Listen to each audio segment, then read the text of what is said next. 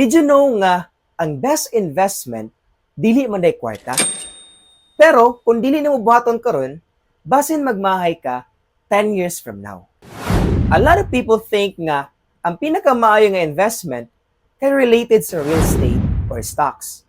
Pero unsa kaha kung ang best investment is something way cheaper, pero mas dako og balik.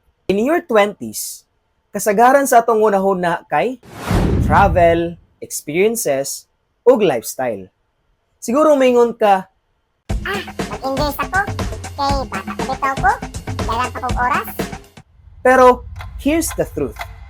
While you're having fun, time is silently ticking. Unsahon man nato ang tanang experiences kung wala tay nabilin nga foundation for the future. Imagine this. You're 30 years old na and wala pa kay savings. So, you start to panic. Daghan ng responsibilities, kinahanglan ka og stability. Ang problema, wala ka nag-invest sa imong kaugalingon sa mga butang nga kinahanglan nimo in the long run.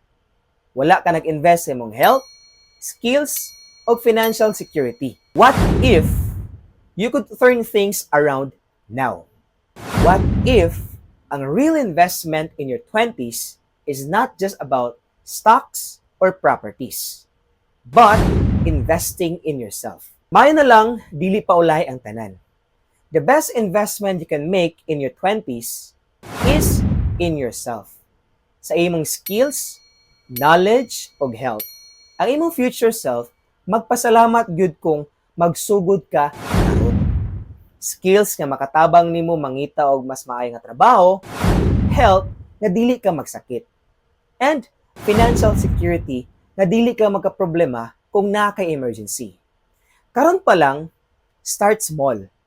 Read books, learn new skills, exercise, and yes, start saving. Kana nga mga investments, dako kayo nagbalik in the future. Kung gusto ka mahimong financially free o healthy sa imong 30s or 40s, start investing in yourself karon. It's the best decision you can make para sa imong future. Remember, the best time to start is today, not tomorrow.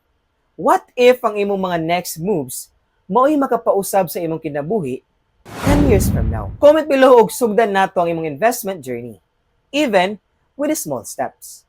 Be wise up and be smart. Follow for more!